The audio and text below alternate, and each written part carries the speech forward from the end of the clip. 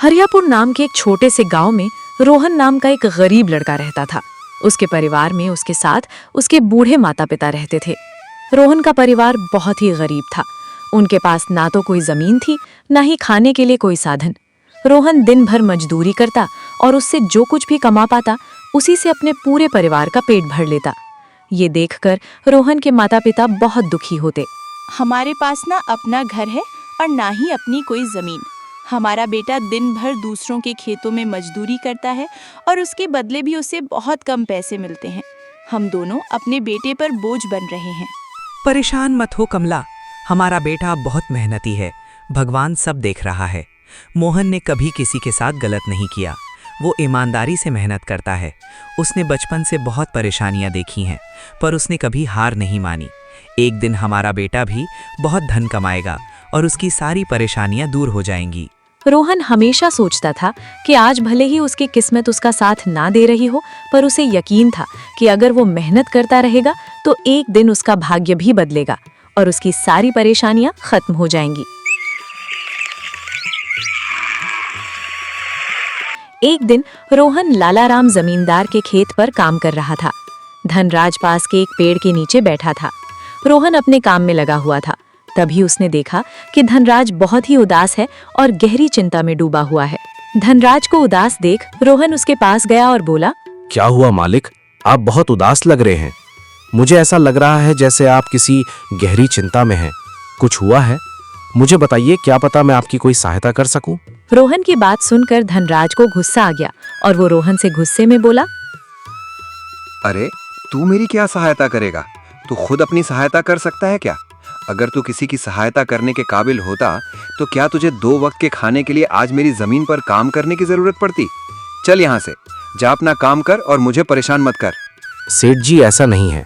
ये सब वक्त की बात है, सब किस्मत का खेल है और इंसान को अपनी मेहनत पर विश्वास रखना चाहिए। आज भले ही किस्मत मेरे पक्ष में ना हो, लेकिन अगर मैं ईमानदारी और लगन से मेहनत करता रहूंगा तो किस्मत भी एक दिन मेरी तरफ झुक जाएगी। मेहनत और धैर्य से तकदीर के दरवाजे खुलने में देर हो सकती है, लेकिन मेहनत कभी बेकार नहीं जाती। रोहन की बात सुनकर धनराज बहुत प्रसन्न हुआ।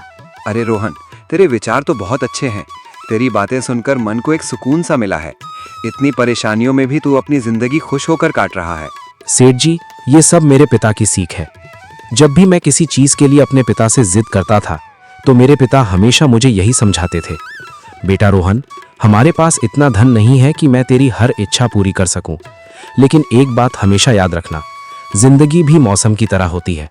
कभी ये धूप की तरह खुशियों से भरी होती है, कभी ठंड की तरह कठिनाइयां लाती है और कभी बारिश की तरह परेशानी आती है। लेकिन जैसे हर मौसम बीत जाता है, वैसे ही जिंदगी के मुश्किल हालात भी गुजर जाते हैं। बस धैर्य और हिम्मत बनाए रखना जरूरी है, क्योंकि एक दिन सब कुछ ठीक हो ही जाता है। अरे वाह, लगता है तेरे पिता बहुत ही नेक इंसान है। किसी दिन मैं भी उनसे जरूर मिलूंगा। मालिक, क्या हुआ है? आप एक बार मुझे साफ साफ बताइए, क्या पता आपकी परेशानी का कोई हल मिल ही जाए। अरे रोहन, मैं एक बहुत बड़ी परेशानी में फंस गया हूँ। मुझे अपनी परेशानी का कोई भी हल नजर नहीं आ रहा है। सेठ जी, एक बार मुझे बताइए तो, क्या पता आपकी परेशानी का कोई हल निकल ही जाए। रोहन, हमारे गांव में मेरे पिता की एक पुश्तैनी जमीन थी जो काफी पीढ़ियों से हमारे पास थी। उस पर मेरा और मेरे भाई का हक है, पर हमारे गांव के ही 2 बाप बेटों ने उस पर कब्जा कर लिया है। मैं पुलिस थाने में केस दर्ज कराने की सोच रहा था, लेकिन गांव के बहुत बड़े बड़े लोग उनके साथ हैं। मैं कितनी भी कोशिश कर लूं, लेकिन मैं उन लोगों का कुछ नहीं बिगाड़ पाऊंगा। अब तो उन लोगों ने उस जमीन पर खेती भी शुरू कर दी। मेरे पिता की पुश्तैनी जमीन मेरे हाथों से छीनी जा रही है, इसलिए मैं बहुत परेशान हूँ। मुझे समझ नहीं आ रहा मैं अब क्या करूं। आप सही कह रहे हैं सेठ जी, अगर आप कानून का सहारा लेकर भी अपनी जमीन को वापस लेने की कोशिश करेंगे तो भी आप उनका कुछ नहीं कर पाएंगे। हाँ रोहन, अब तू ही बता, मैं अब क्या करूं? मैं तो सोच सोच कर परेशान हो गया हूं। मेरी पुश्तैनी जमीन छीनी जा रही है और मैं कुछ भी नहीं कर पा रहा। मालिक, आप चिंता मत कीजिए, हर परेशानी का कोई ना कोई हल जरूर होता है। अगर आप चाहें तो एक तरीका है जिससे आप अपनी जमीन वापस पा सकते हैं। अगर ऐसा कोई तरीका है तो जल्दी बताओ रोहन, वो क्या तरीका है? रोहन ने लालाराम को अपनी सारी तरकीब पूरी तरह समझा दी। तरकीब सुनकर धनराज रोहन से कहता है, अरे वाह रोहन, तू तो बहुत समझदार है। तूने तो बहुत अच्छी तरकीब बताई है। ऐसे तो मेरी जमीन मुझे जरूर मिल जाएगी। मैं तुझसे वादा करता हूँ, अगर तेरी ये योजना सफल हुई तो मैं अपनी जमीन का एक हिस्सा तेरे नाम कर दूंगा। अरे मालिक, आप ऐसा क्यों कह रहे हैं? आप मेरे मालिक हैं। आपकी वजह से मुझे अपने घर के लिए 2 वक्त का खाना मिल जाता है। आपकी मदद करना तो मेरा फर्ज है। मुझे आपकी जमीन नहीं चाहिए। ठीक है रोहन, तुम बहुत नेक इंसान हो। कल से तुम इस काम पर लग जाओ। रोहन फिर से खेत में अपने काम पर लग जाता है।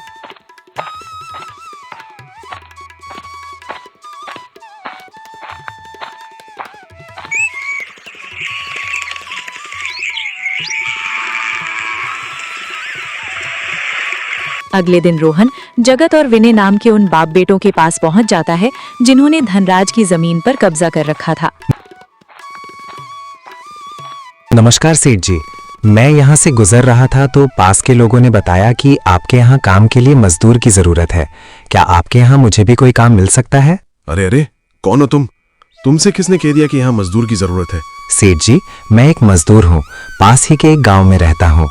काम की तलाश में इधर उधर भटक रहा हूँ। हर दिन कहीं ना कहीं काम मिल जाता है। बस उसी काम को करके अपना पेट पालता हूँ।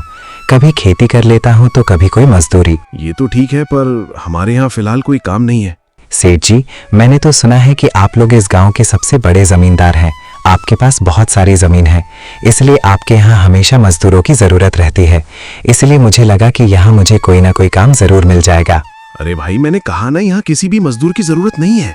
इसका मतलब धनराज सेठ आपके बारे में सही कह रहे थे। धनराज ने हमारे बारे में क्या कहा? अरे कुछ नहीं सेठ जी, चलिए तो मैं चलता हूँ। सेठ जी, आपके यहाँ तो कोई काम नहीं है, मैं अपने लिए कहीं और कोई काम देख लेता हूँ। रोहन वहां से जाने लगता है। तभी जगत विनय को रोहन को रोककर ये पता लगाने के लिए बोलता है कि धनराज ने मोहन को उन लोगों के बारे में क्या बताया है। अरे भाई, इधर आओ, शायद तुम्हारे लिए हमारे पास एक काम है। रोहन तुरंत उनके पास चला गया और बोला,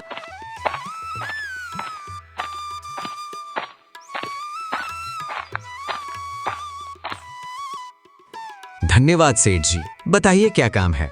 आप जो भी काम बोलेंगे मैं हर काम करने के लिए तैयार हूँ। आखिर बूढ़े माँ बाप का पेट पालना है। अरे सब्र रखो, काम तो हम तुम्हें बता ही देंगे। पहले ये बताओ कि धनराज हमारे बारे में क्या कह रहा था? सेठ जी, मैं पहले धनराज सेठ के यहाँ काम करता था, पर वो बहुत ही कंजूस और बदतमीज आदमी है। मैं उनके यहाँ दिन रात मेहनत करता, पर इतनी मेहनत करने के बाद भी वो मेरी सही मजदूरी नहीं देता था। इस बात पर कल मेरी उससे बहस हो गई थी। फिर क्या हुआ? धनराज ने हमारे बारे में क्या कहा? जब मेरी सेठ धनराज से बहस हो रही थी, तब उसने मुझे कहा कि पूरे गांव में उनसे ज्यादा मजदूरी कोई नहीं दे रहा। तो मैंने गुस्से में कह दिया कि गांव के सबसे बड़े जमींदार रतन सेठ और विनय सेठ सबसे अच्छी मजदूरी देते हैं, इसलिए उनके यहाँ हमेशा काम करने वालों की भीड़ रहती है। हाँ भाई, बिल्कुल सही कहा था। आखिर हम गांव के सबसे बड़े जमींदार हैं। हमारा फर्ज है कि जो भी मजदूर हमारे यहाँ काम करता है उसे उसकी मेहनत के हिसाब से सही मजदूरी मिले। वाह सेठ जी, आपने बहुत अच्छी बात कही। धनराज सेठ कभी भी आपकी बराबरी नहीं कर सकता।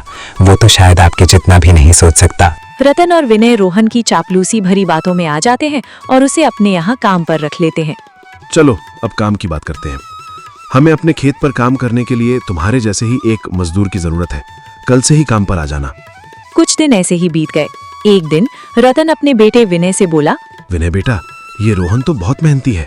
ये अकेले ही 4 लोगों का काम कर देता है। हाँ पिताजी, आप सही कह रहे हो। रोहन बहुत मेहनती है। इसके जितना काम शायद ही कोई और करता होगा। ये पूरा दिन यहाँ काम पर अकेला लगा रहता है। रोहन की मेहनत ने रतन और विनय का दिल जीत लिया।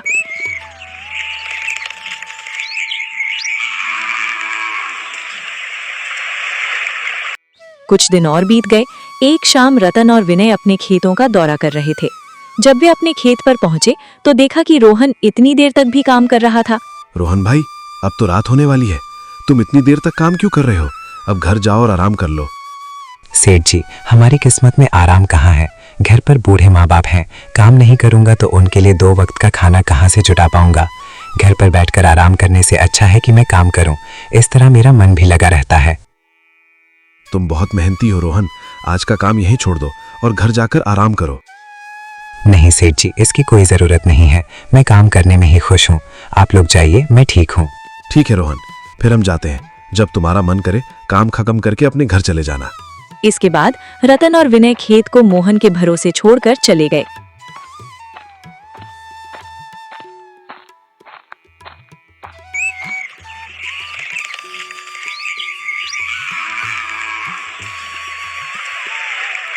अगली सुबह जब विनय और रतन अपने खेत पर लौटे तो देखा कि वहाँ पुलिस खड़ी है। पुलिस को देखकर दोनों दौड़ते हुए आए और पूछा, क्या हुआ थानेदार साहब, आप यहाँ क्या कर रहे हैं? क्या ये जमीन तुम दोनों की है? हाँ थानेदार साहब, ये जमीन हमारी है, हमारे पास इसके कागजात भी हैं। फिर तो तुम दोनों को ले जाकर जेल में डालना ही पड़ेगा। ये क्या कह रहे हैं थानेदार साहब, हम कुछ समझे नहीं, आप क्या कहना चाह रहे हैं? अभी तुम दोनों बहुत अच्छे से समझ जाओगे। वो देखो तुम्हारी जमीन से क्या निकला है। थानेदार के कहते ही दोनों बाप बेटे जब पलट कर देखते हैं तो वहाँ उनकी जमीन में एक लाश दबी हुई थी जिसमें सिर्फ कंकाल बचा था। ये देखकर दोनों बाप बेटे डर जाते हैं। थानेदार साहब, ये किसकी लाश है और ये हमारे खेत में कहाँ से आ गई? अब बहाने मत बनाओ, पहले लोगों को मारो फिर उन्हें अपनी जमीन में गाड़ दो और अब कह रहे हो कि ये क्या है? थानेदार साहब, हम इस लाश के बारे में कुछ नहीं जानते, हमें नहीं पता ये लाश किसकी है और इसे यहाँ कौन गाड़ कर चला गया। अब झूठ मत बोलो, अगर फांसी नहीं हुई तो कम से कम तुम दोनों को उम्र कैद की सजा तो जरूर मिलेगी। फांसी और उम्र कैद की बात सुनकर दोनों बाप बेटे डर गए और थानेदार के सामने गिड़गिड़ाने लगे। इस मामले से बचने के लिए दोनों ने कुछ तरकीब सोचनी शुरू की। तभी रोहन वहां आ जाता है। नहीं थानेदार साहब, हमें नहीं पता कि ये सब क्या है, ये लाश यहाँ कैसे आई, हमें कुछ नहीं पता। अरे सेठ जी, ये पुलिस यहाँ क्यों आई है? क्या हुआ है? रोहन देखो, पता नहीं कहाँ से हमारी जमीन में ये कंकाल आ गया है। मालिक, ये कंकाल यहाँ कहाँ से आ गया? ये तो बहुत गंभीर बात है। हाँ रोहन, पता नहीं ये कंकाल यहाँ कहाँ से आया है और थानेदार साहब को लगता है कि इसे हमने यहाँ मारकर गाड़ा है। अब तू ही कोई उपाय सोच जिससे हम इस परेशानी से बच सकें। तीनों को आपस में खुसफुसर करते देख थानेदार ने कहा, अब कोई तरकीब मत बनाओ, तुम दोनों बाप बेटों में से कोई एक तो जरूर जेल जाएगा। अब तुम ही तय करो जेल कौन जाएगा। मैं बस 5 मिनट देता हूँ, जल्दी से फैसला करो कौन जाएगा जेल। रोहन, जगत और विनोद थोड़ी दूरी पर जाकर बात करने लगे। देखो मालिक, दोनों के फंसने से अच्छा है कि कोई एक फंसे। अब सोचिए कौन जाएगा। हम दोनों में से कोई भी जेल नहीं जाना चाहता। रोहन भाई, कोई उपाय सोचो जिससे हम दोनों इस मुसीबत से बच सके। मालिक, एक बात कहूँ, इस कंकाल को देखकर ऐसा लगता है कि इसे काफी महीने पहले जमीन में दबाया गया होगा। रतन फांसी की बात सुनकर पहले ही डर गया था और रोहन की बात सुनते ही उसने फटाफट पूरी कहानी रोहन को बता दी। जगत ने जमीन हड़पने की पूरी कहानी रोहन को बताई। पूरी कहानी सुनने के बाद रोहन ने कहा, क्या क्या कहा मालिक आपने? ये जमीन हड़पी थी, मुझे कुछ समझ नहीं आ रहा, जरा साफ साफ बताइए। मालिक, मेरे पास एक तरकीब है जिससे सांप भी मर जाएगा और लाठी भी नहीं टूटेगी। तरकीब बताने से पहले मुझे ये बताइए कि आप लोगों के लिए क्या ज्यादा जरूरी है, ये जमीन या आप दोनों की जान? रोहन, इसमें पूछने वाली कौन सी बात है? हमारे लिए जमीन से ज्यादा हमारी जान प्यारी है। तो एक काम कीजिए मालिक, आप सबसे पहले जाकर थानेदार को बताइए कि ये जमीन सेठ धनराज की है। आप उनसे बोलिए कि हमने तो कुछ महीने पहले ही ये जमीन बस काम करने के लिए उनसे ली थी, बाकी का काम मैं संभाल लूंगा। अरे मोहन, लेकिन इससे तो हमारी जमीन हमसे छिन जाएगी, फिर क्या होगा? नहीं मालिक, शायद आप मेरी तरकीब समझ नहीं पाए। जब आप थानेदार को बताएंगे कि ये जमीन सेठ धनराज की है तो पुलिस किसे गिरफ्तार करेगी? सेठ धनराज को। और जब धनराज जेल चला जाएगा तब आप लोग फिर से जमीन पर कब्जा कर सकते हैं। इससे आप लोग भी जेल जाने से बच जाओगे और जमीन भी आपके ही पास रहेगी। रोहन की तरकीब सुनकर दोनों बाप बेटे दंग रह गए। वाह रोहन भाई, तुम तो बहुत होशियार हो। आज तक तुमने हमें अपने काम से खुश किया था, अब तुम्हारी बुद्धि हमारी जान भी बचाएगी। इसके बाद तीनों थानेदार के पास गए और रोहन ने जो कुछ कहा था वही बात दोनों बाप बेटे थानेदार से कहने लगे। थानेदार साहब, ये जमीन हमारी नहीं है, हमने कुछ महीने पहले ही काम करने के लिए ये खेत धनराज सेठ से लिया था। जब खुद फंस गए हो तो अब किसी और को फंसाकर अपनी जान बचाना चाहते हो ना? नहीं साहब, अगर आपको हमारी बात पर यकीन नहीं हो रहा तो आप रोहन से पूछ लीजिए। वो हमारे साथ बस कुछ दिनों से ही काम कर रहा है, इससे पहले वो सेठ धनराज के यहाँ काम करता था। बोलो रोहन, ये जमीन किसकी है? हाँ थानेदार साहब, ये जमीन सेठ धनराज की है। रतन सेठ और विनय सेठ ने तो बस कुछ समय से इस जमीन पर खेती कराना शुरू किया है। रोहन की बात सुनकर थानेदार ने रोहन से कहा, सेठ धनराज को बुलाने के लिए कहो।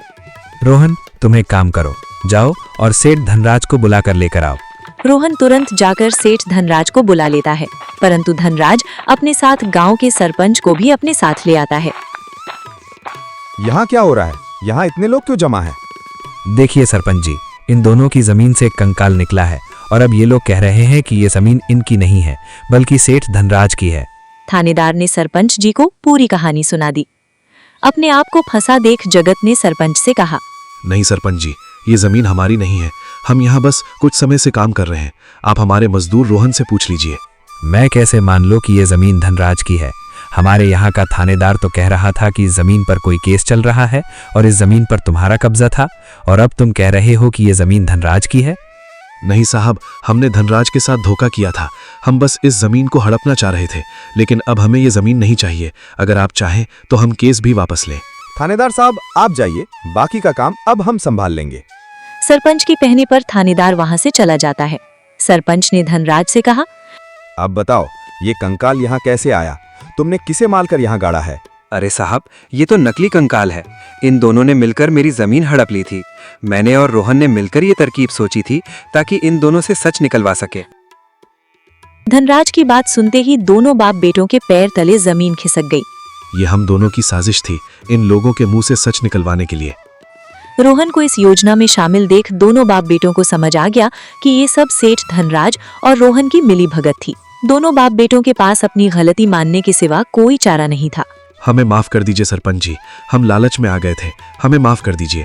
हम आज के बाद ये गलती कभी नहीं करेंगे और ये जमीन भी सेठ ऊ को वापस दे देंगे। रतन और विनय दोनों सरपंच और सेठ धनराज से माफी मांगने लगे। दोनों को इतना गिड़गिड़ाता देख धनराज ने उन्हें माफ कर दिया। सरपंच ने भी उन्हें जेल नहीं भेजा और सेठ धनराज ने अपना केस वापस ले लिया। धनराज के केस वापस लेने के बाद सरपंच जी भी वहां से चले जाते हैं।